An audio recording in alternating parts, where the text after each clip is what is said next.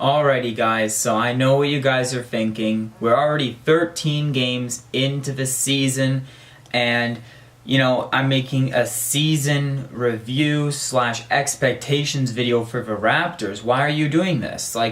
Why? Shouldn't you just get right into the games? No. I'm gonna make a season review or season expectations for the Raptors. This point, just because, one, I haven't had time lately to make videos. Now I have a little bit of time. I will be making videos for every Raptor game this year. I will also be doing New York Yankee videos during baseball season. I won't be doing hockey videos just because our school, I'm in college right now, so the Canadian colleges were on strike. We've just got announced back, which is why I'm able to make videos again. But videos won't be coming during game day. I think they'll be maybe the day or two after the game, so don't blame me if you see games come up a little bit late. It is because schooling. I do have to get done 3 months of schooling in 1 month, and it's college, so it is quite a lot of stuff to get through. And I go away too during the Christmas break, so again, videos won't be up on Christmas break. Again, when we get to that point, I'll let you know what I'll be doing for that. But besides that, we're going to be getting into a Raptors season expectations. Now, last season with the Toronto Raptors, they finished, I believe it was 4th or 5th in the Eastern Conference. And again, if they're a Western Conference team, I don't see them making the playoffs. But since they're an Eastern Conference team, I expect them to be in the playoffs within a 3rd or 4th seed, really, in the East.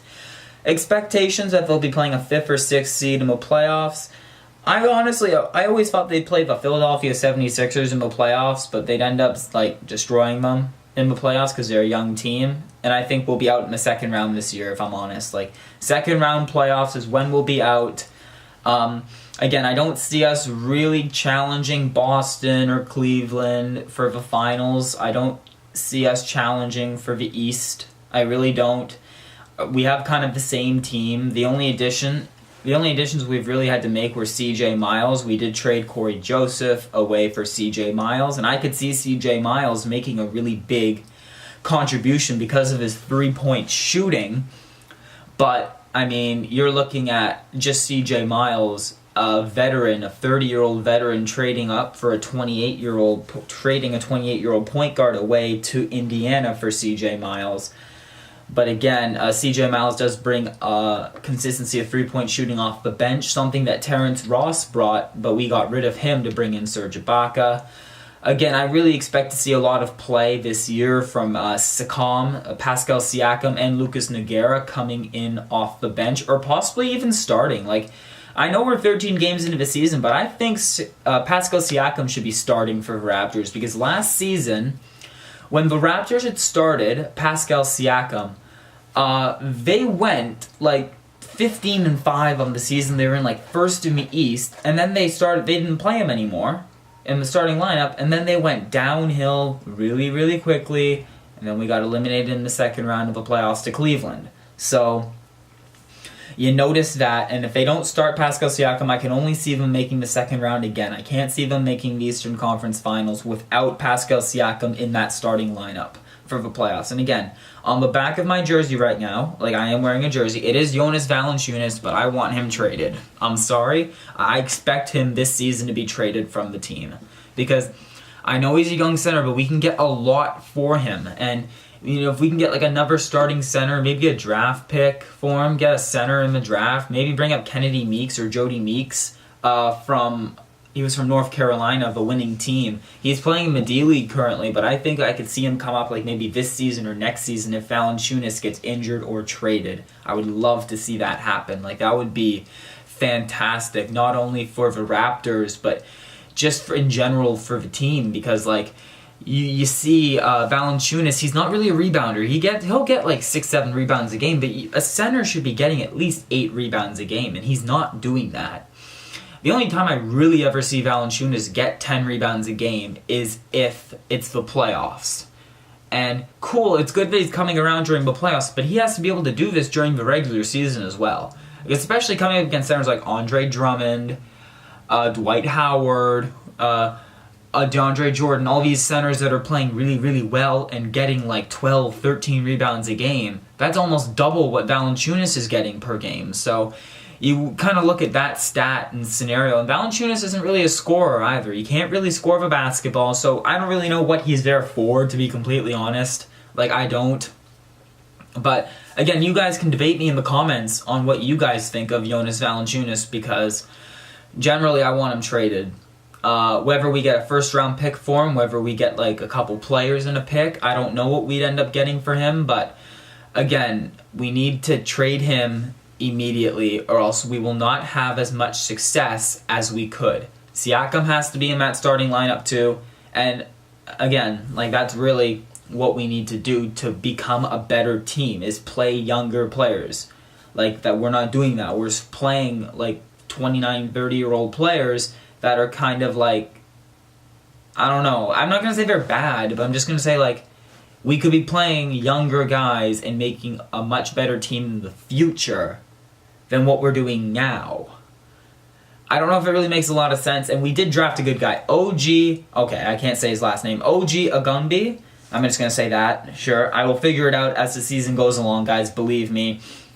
I want to see him come off the bench right now, because, you know, you could have Norman Powell in the starting lineup. I know he is hurt right now, so they are playing him right now because Powell is hurt. But again, like, I could really see them playing OG Agumbi for a starting lineup spot. He's not a great shooter, but he's a slasher. He's a typical, like, run and gun player. He'll get assists, he'll get some points inside, but he's not really a shooter. He really needs to develop that this year. We got him in as like a 15th pick type player, and again, I could see him playing really well throughout, but he's not going to be like rookie of the year style like Ben Simmons and Dennis Smith Jr. are for Philadelphia and Dallas, but I could see him playing like maybe all rookie second team. Maybe all rookie second team. Don't quote me, but maybe all rookie second team if he plays well and they somehow ship Powell to the bench. But they won't ship Powell to the bench. I think they should ship Powell into the starting lineup, which is what they've been doing. Dwayne Casey. Dwayne Casey, to me, is a great coach. He's a great defensive coach, but you noticed in the playoffs last year, the defense against Cleveland was terrible. They kept making open threes, even contested threes they were making. You can't stop them. You can't let Cleveland shoot threes. You have to kind of send them to the line and pray to God that they miss some free throws. Now, again, Dwayne Casey is all about defense. He's not really an offensive type coach, but if you see the Raptors playing really, really well defensively, they'll turn it into offense. They're good enough basketball players to be able to turn it into offense. It's just, you don't really see a lot of defensive performances very, very often, right? So you really need to look at Dwayne Casey and think, if he doesn't get them to the Eastern Conference Finals this year, you maybe think about firing him, or not firing him, but just letting him go. He's been a good coach. He's been a great coach. It's just, we may need a new coach to get to these players to tell them, look, you need to, like, get on it. The Leafs did that when they fired their coach. They fired their coach. Babcock comes in and sends them to the playoffs, right? This is the Leafs here. And this year, too, they have one of the best records in the NHL. I think that if the Raptors did that and they got a good enough coach and they paid enough money for a good coach that can run both offense and defense, I think they'll be very, very good in the upcoming future. Just wait, guys. The Raptors will be a good team in the future. Maybe not right now they'll be an elite team, but give them some time. Give them free agency. Maybe let them sign a key player, and we'll be there. I think we need a power forward, though, for sure. Power forward. We do have Ibaka, but again, like, Ibaka is playing kind of like a power forward / center role for us. So he sometimes has to play a center position. He sometimes plays power forward. He's not even playing right now because he's injured. But, I mean, you gotta have him play. Because if not, then, I don't know, maybe trade Ibaka. Like, I don't really know necessarily who we could trade. But all I know is we need to make some changes in the team. And we did make some changes. We changed our bench around, and our bench has been very good so far this season. But again, we need to kind of just relax things up and start playing good basketball. Consecutive wins are a major key for us at the start of the season. We need to start off well, because if we start off well, we'll be able to ride confidence going into December and January, heading into the All-Star break. We're going to have lots of confidence going in. I could see Lowry and DeRozan possibly making the All-Star team again this year for the East. I know the East is stacked up with a lot of good guards, same with the West, but I could see them making the All-Star team this year. And again, I'll have an All-Star break video waiting for waiting for the Raptors, like a mid-season video, kind of like this, saying how well the Raptors have been doing this year and all that. So yeah, guys, that's pretty much really the review that I have. Pascal Siakam, I don't want him in the D-League. Nogueira, don't want him in the D-League. Kendi Meeks, D-League, keep him there. Keep all the young guys in the D-League. Keep all the 20-year-olds in the D-League. Like Bruno, I don't want to see him up here ever again. That was such a mistake of a pick.